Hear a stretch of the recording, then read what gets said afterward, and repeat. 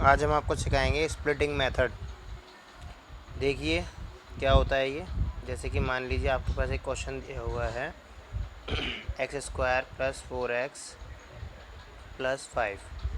तो इसमें हमें इसको स्प्लिट करना होता है, यानी कि बीच में आपको दो डिजिट ऐसे लेकर आने होंगे जिनका सब्ट्रैक्शन करके या एडिशन करके आपका 4 आ जाए और मल्टीप्लाई करने पर 5 आ जाए। तो देखिए जैसे कि हम आपको एक क्वेश्चन दिखाते हैं।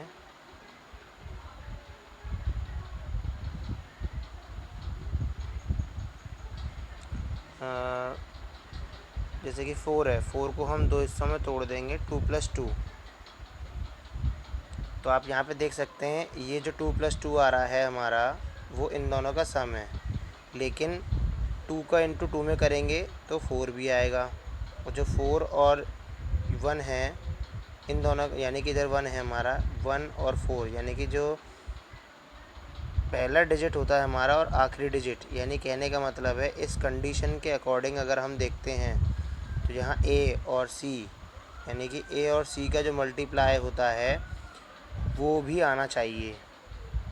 एक बार फिर समझने की कोशिश करते हैं, इसको अच्छे से समझिए आप। इसको हम इस फॉर्मूले से डिनोट करेंगे।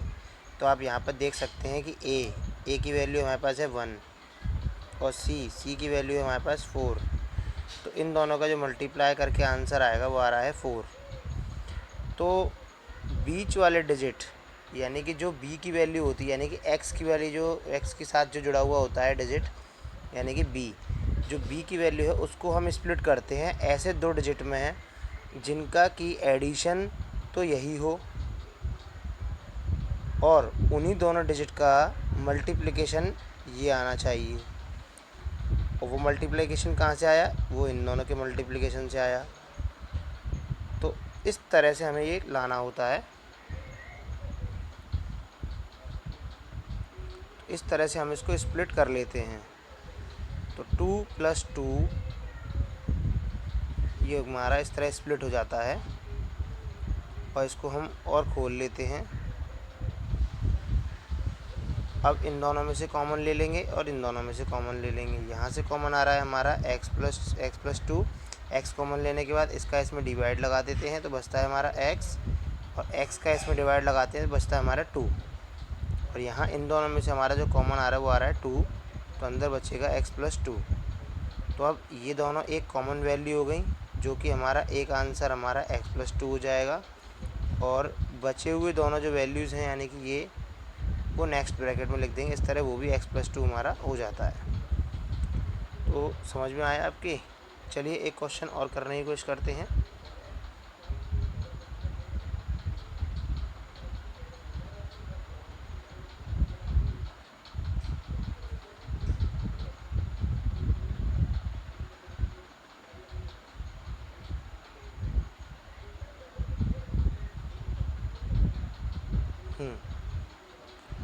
तो ये 5 जो आ रहा है हमारा, वो दो डिजिट 3 + 2 से बन रहा है। तो इस तरह हमने देखा कि ये जो 5 आ रहा है वो 3 + 2 से आ रहा है, और 3 2 जा ही 6 होते हैं, और जो मल्टीप्लाई आ रहा है वो इन दोनों का 6 आ रहा है, क्योंकि 6 1 जा 6 आ रहा है। हमारे पास पहला जो वैल्यू है वो 1 है, जो कि हमारे पास मेंशन नहीं है इसमें। यदि कोई डिजिट होता है तो उसका मल्टीप्लाई करते हैं यहाँ पर। तो अब आगे बढ़ते हैं। अब ये हमारे पास इस तरह बन जाएगा, x का मल्टीप्लाई इसमें करते हैं और x का इसमें करते हैं। साइन का भी ध्यान रखते हैं। यहाँ से कॉमन बनेगा हमारा x + 3, और यहाँ से भी कॉमन बनेगा x + 3। x + 3 एक कॉमन नंबर हो गया, और ये दोनों हमारे पास इस तरह आंसर बन जाता है।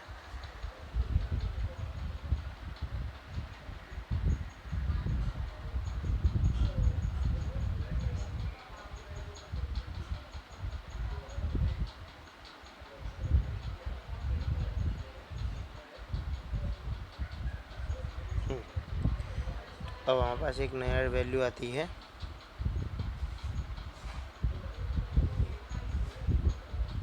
इसको हम इस तरह ब्रेक कर लेते हैं, क्योंकि जो 6 है और 2 है इन दोनों का जो मल्टीप्लाई आएगा वो आएगा 12, और बीच में 2 डिजिट का सम आना चाहिए 7, और उन दोनों का जो मल्टीप्लाई आना चाहिए वो हमारा आना चाहिए 12। इस तरह हमारे पास ये हो जाएगा कुछ इस तरह, और यहाँ से हम कॉमन ले लेंगे, ये हमारे पास इस तरह आ जाएगा और ये इस तरह आ जाएगा, क्योंकि इन दोनों में से हमने 2x कॉमन ले लिया। 2x का जब हम इस 2x में डिवाइड लगाएंगे एक्स स्क्वायर में तो बचेगा x, और इस 2x का इस 4x में डिवाइड लगाएंगे तो बचेगा 2। इन दोनों में से 3 कॉमन आ रहा है, 3 का हम इसमें डिवाइड लगाएंगे तो बचेगा x, और इस 3 का इसमें डिवाइड लगाएंगे तो बचेगा 2। अब देख सकते हैं ये कॉमन है अपने आप में, तो एक ब्रैकेट में ये आ जाएगा और बचे हुए ब्रैकेट में ये दोनों को लिख लेंगे।